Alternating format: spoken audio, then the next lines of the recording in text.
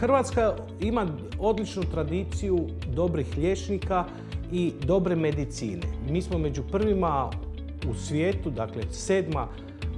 je klinika u Petrovoj bila koja je napravila dijetize provete davne 83. ili 4. godine. Imali smo transplantacije srca, transplantacije bubrega. Radimo toliko kvalitetnu medicinu da se možemo s bilo kime u Europi i svijetu mjeriti. Recimo, u Svjetlosti je bila na pregledu supruga prva od predsjednika Trumpa. Bio je, ne znam, Armanda Sante glumac Franco Nero.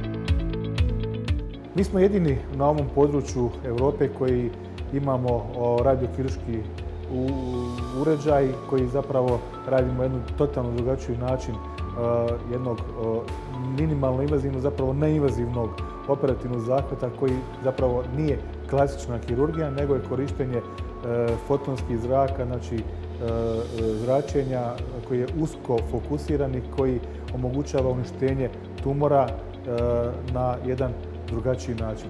I zapravo naš fokus je zapravo primjena visoke tehnologije u medicini.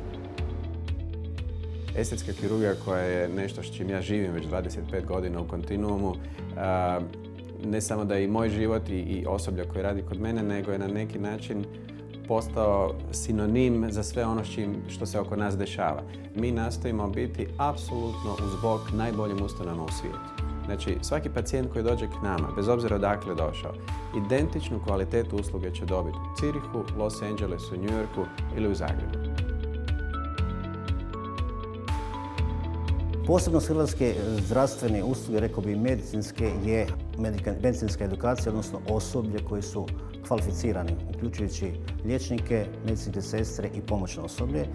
Tu smo, vjerujem, na vrlo visokom nivou. Naša bolnica Akromion je smještena u Krapinskim Toplicama i ima terme toplice Tuhric u susjedstvu, Stubičke toplice, znači jednom malom okruženju ima jako puno toplica koje imaju itekakvu mogućnost da taj pogon pojačaju. Prvenstveno u ovom lječilišnom zdravstvenom dijelu gdje ima jako puno lječilišta po Hrvatskoj, tako da kontinentalni dio Hrvatske itekako može poslužiti. Zašto smo prepoznati kao dobro odredište za zdravstveni turizam je dobra reguliranost. Znači, pacijenti vole ići u zemlju gdje se osjećaju sigurni.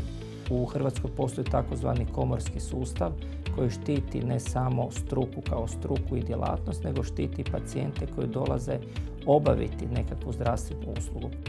Dentalna medicina i općenito medicina u privatnom sektoru u Republici Hrvatskoj koji su primarni nositelji zdravstvenog turizma iznimno puno ulaže sredstava nazad u poslovanje.